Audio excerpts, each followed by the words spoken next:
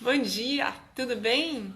Um dia chuvoso, anunciando aí um final de semana cheio de chuva, abençoada, que precisa molhar nossas plantinhas, molhar tudo e limpar, tirar todo esse nevoeiro, fazer uma transmutação de energia com essa água maravilhosa que está chegando aí para nós, com o frio, trazendo junto o frio, mas faz parte deste processo, né, de transmutação, de transformação. Então que essa chuva e esse friozinho seja muito bem abençoado e que nós possamos curti-lo com muita alegria. Hoje, eu e a Marô vamos falar sobre a arte de partejar ideias, segundo o que Sócrates falava, mas trazendo aí um olhar mais moderno para essa coaching, como que isso acontece. E particularmente sobre as minhas formações, que eu sou neurocoach. Então, bom dia! Bom Muito dia, tudo bom? tudo jóia. Tá muito frio aí? Tá, já estou preparada aqui. Acho que eu estou mais Ah, preparada do que o frio que tá, né? três blusas aqui. Escute, vamos começar fazendo aquela pausa tão importante e fundamental para nós? Pode ser? Claro, vamos lá. Então vamos lá. Três respirações, respiração de um bebê, e eu vou junto nessa história, tá bom? Que hoje eu não tive tempo de meditar ainda. Então vamos lá.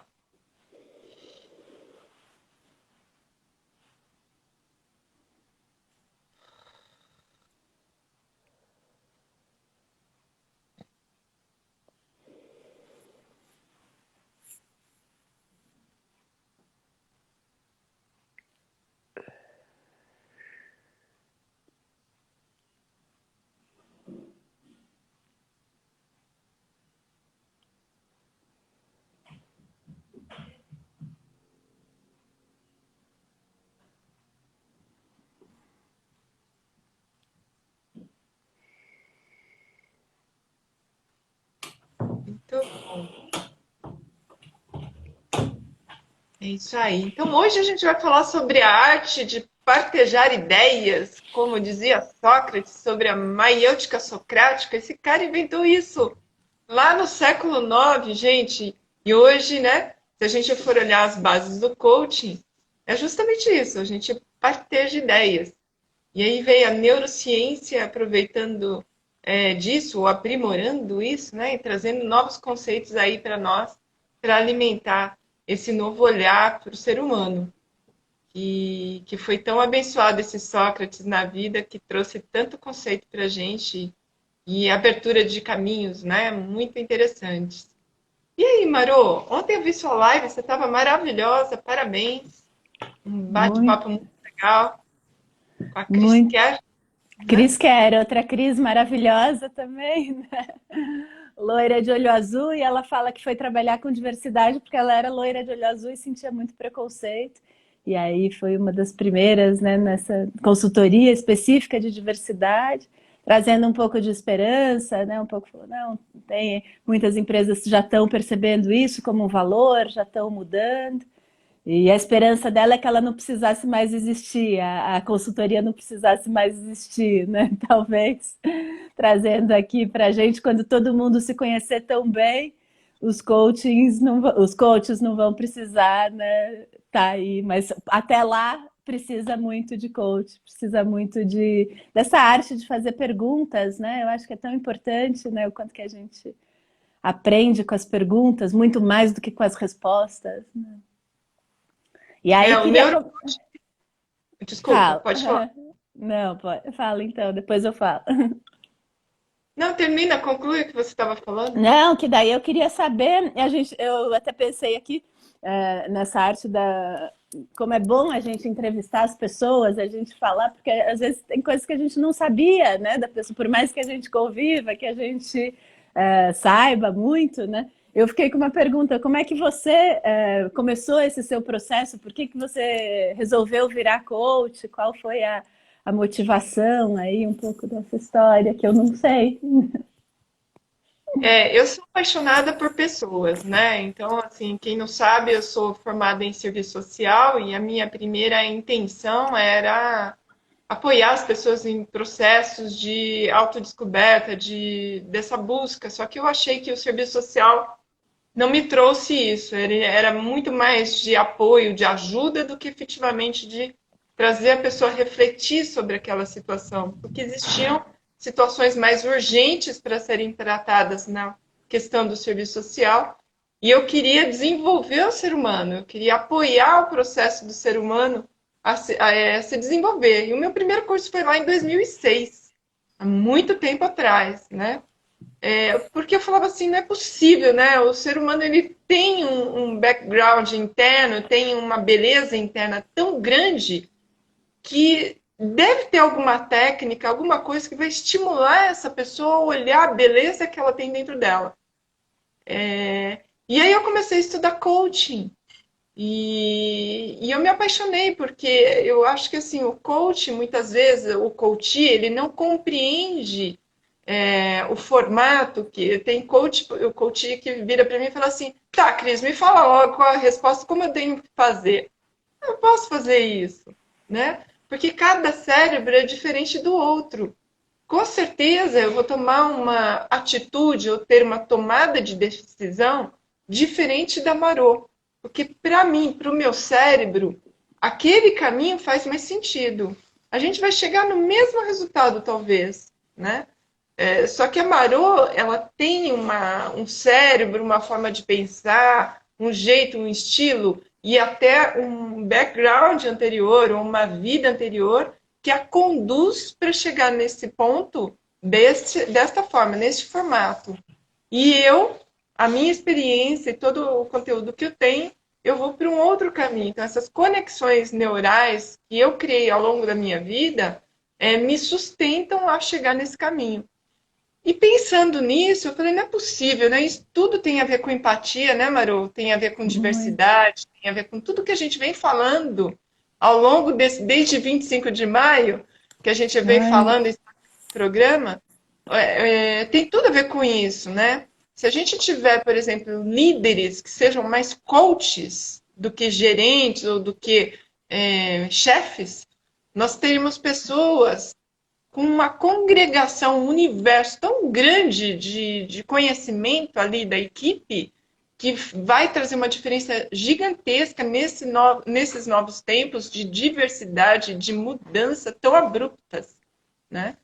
Então, o meu estímulo, eu fui muito ampla, né, com a minha resposta, mas o meu estímulo para me tornar uma coach foi justamente isso, é de destacar a beleza do ser humano, que eu sei que existe em cada um de nós, mas que muitas vezes a gente está tão atordoado pelo esse mundo automático que a gente vive, que a gente não se percebe, não vê a nossa potencialidade maior que está ali, guardadinha. Basta alguém para chegar e pá, sabe? Vocês já perceberam que tem uma amiga, tipo Marô da vida, que chega e faz uma perguntinha e você fala assim: Nossa, eu não tinha pensado sobre isso. Ela só fez uma pergunta. E você falou assim: Nossa, né? Eu tô aqui com todas as respostas dentro de mim e só bastou uma perguntinha. Então, essa é a perguntinha do coach. O coach estimula.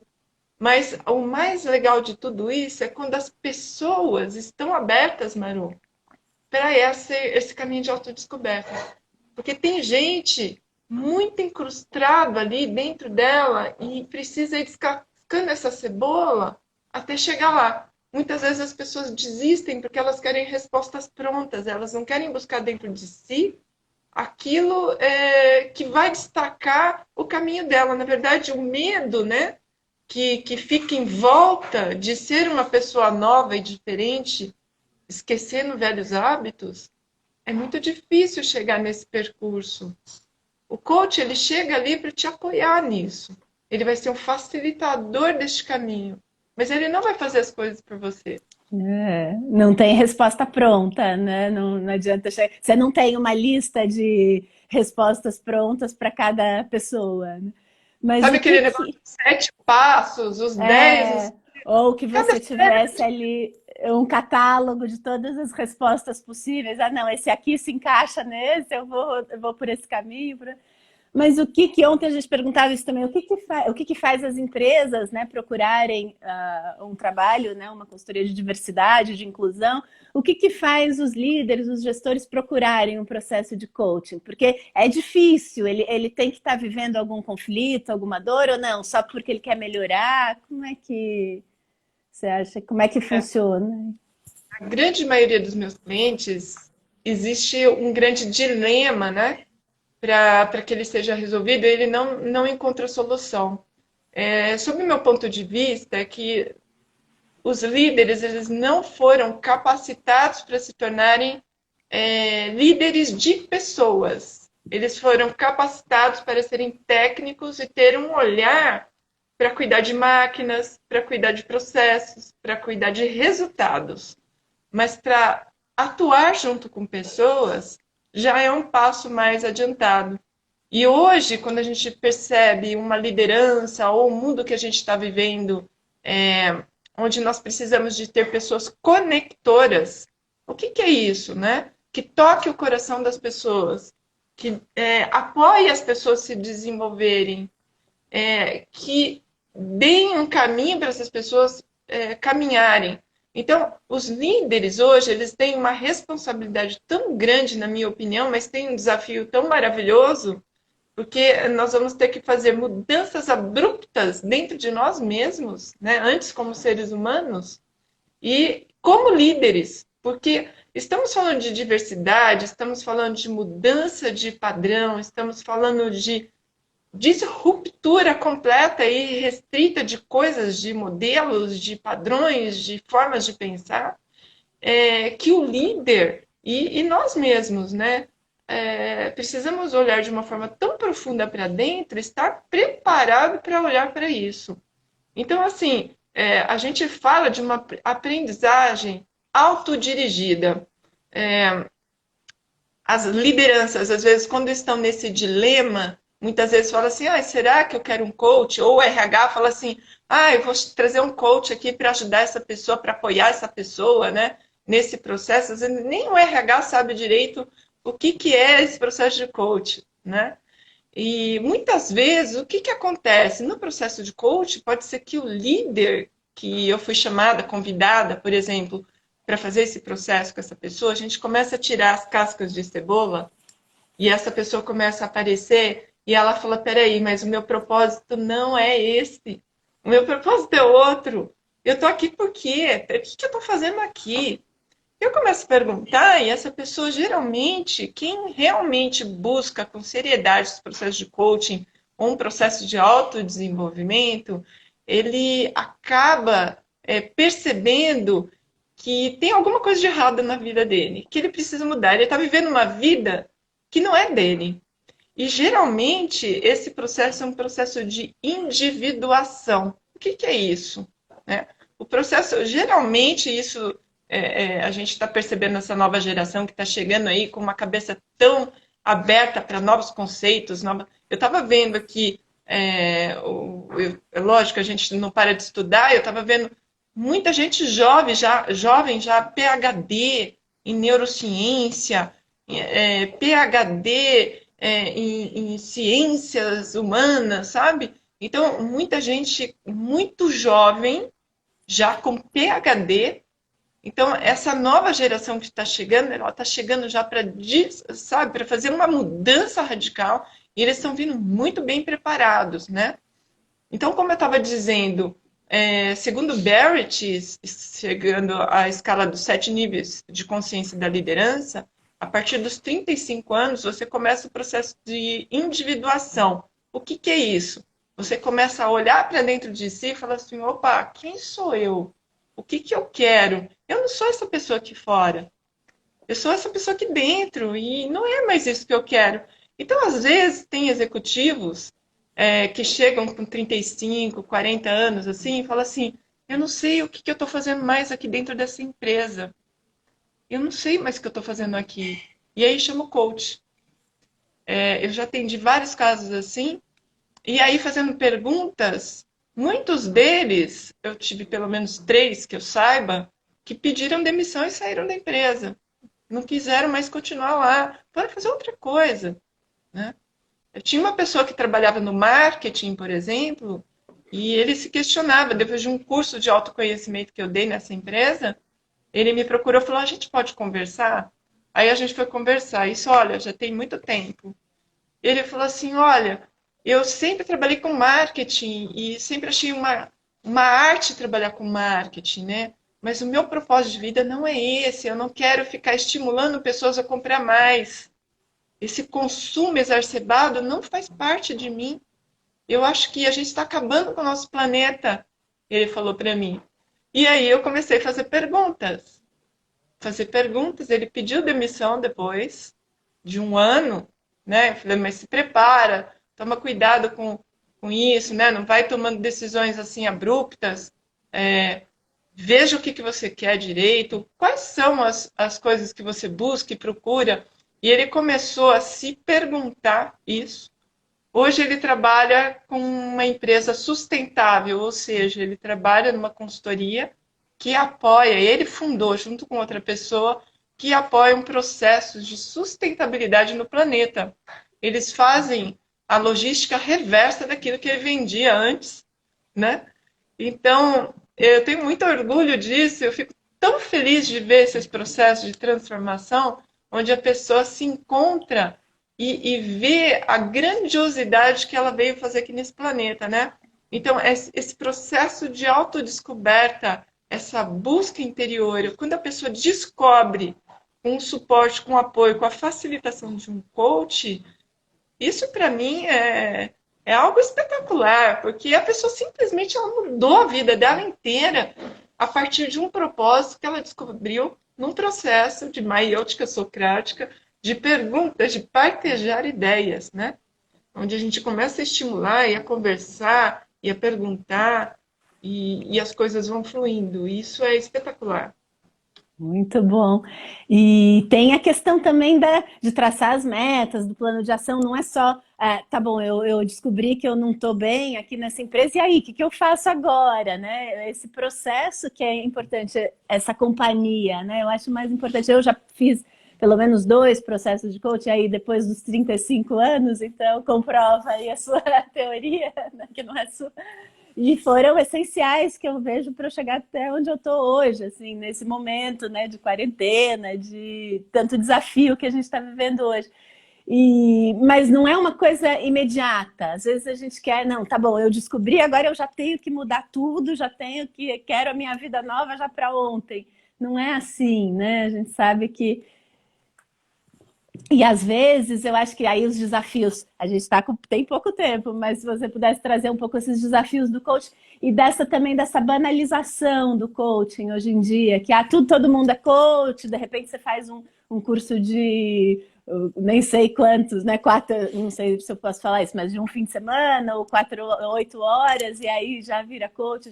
O quanto que é importante você também aprofundar nesse processo. Acho que trazer isso, essa forma mais autêntica, né, que a gente tem trazido aqui nas lives. Eu tenho que falar do que eu sei, do que eu tenho, né, do que eu consigo entregar também com muita responsabilidade. Eu acho que Você sabe que isso que você falou do processo, vou responder, tem 2 perguntas, uma só, né? tem.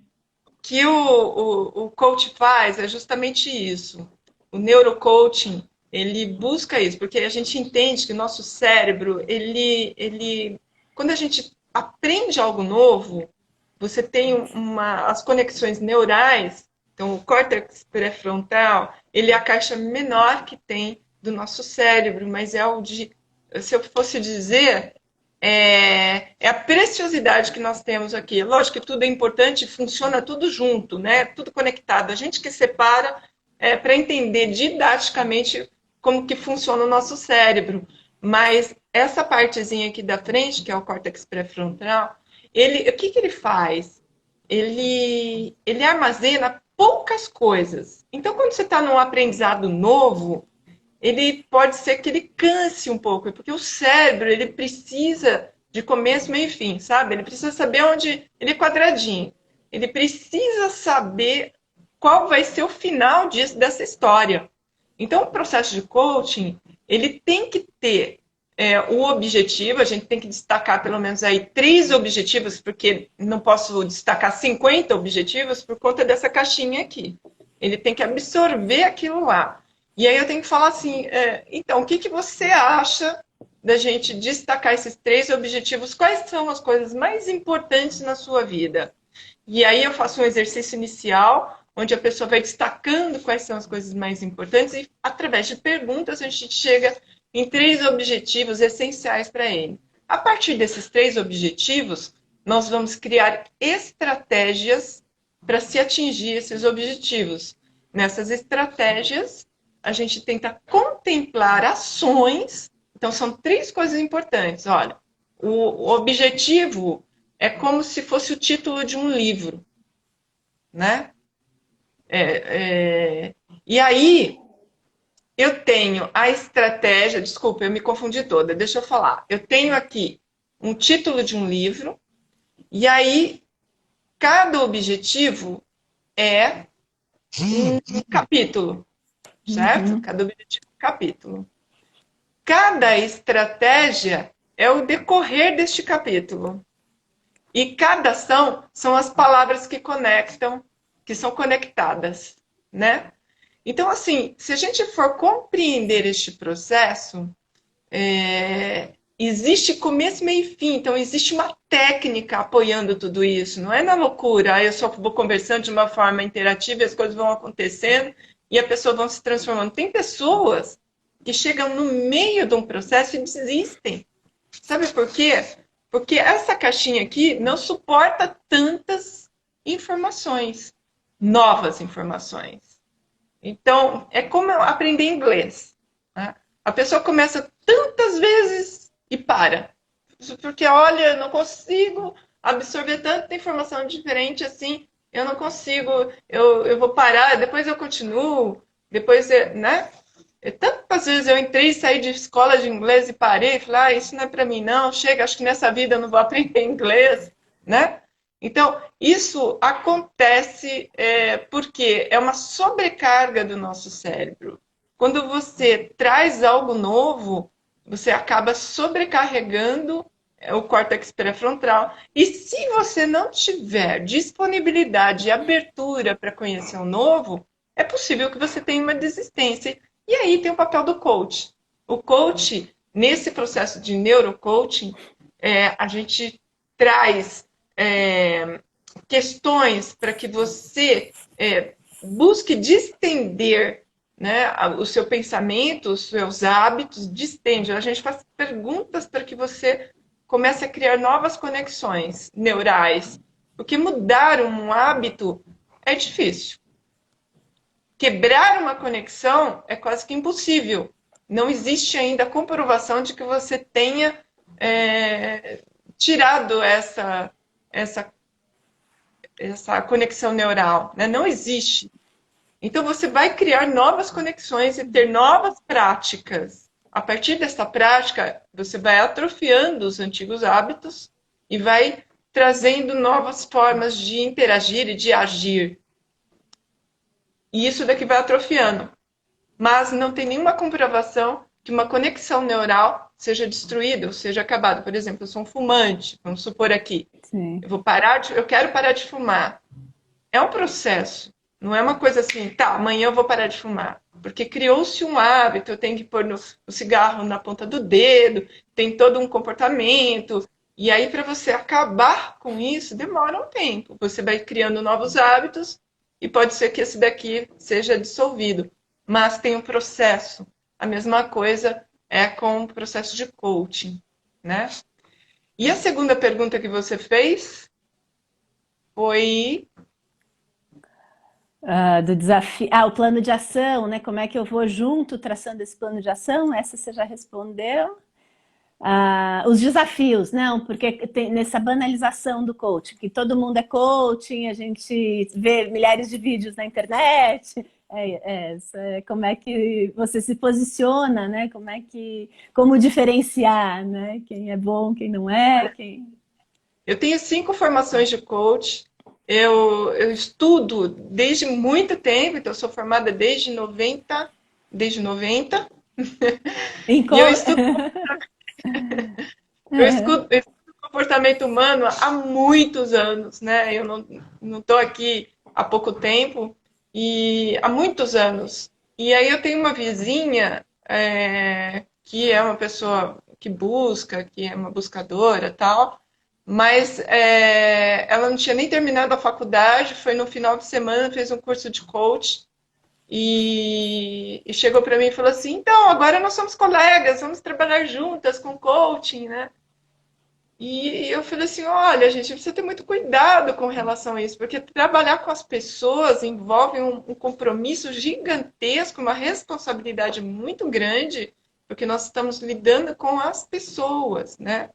Eu não estou falando aqui com relação à idade, porque quando eu tinha 34 anos, eu me lembro de ter feito um processo de coaching com um executivo. Ele estava com 64, ele estava se aposentando.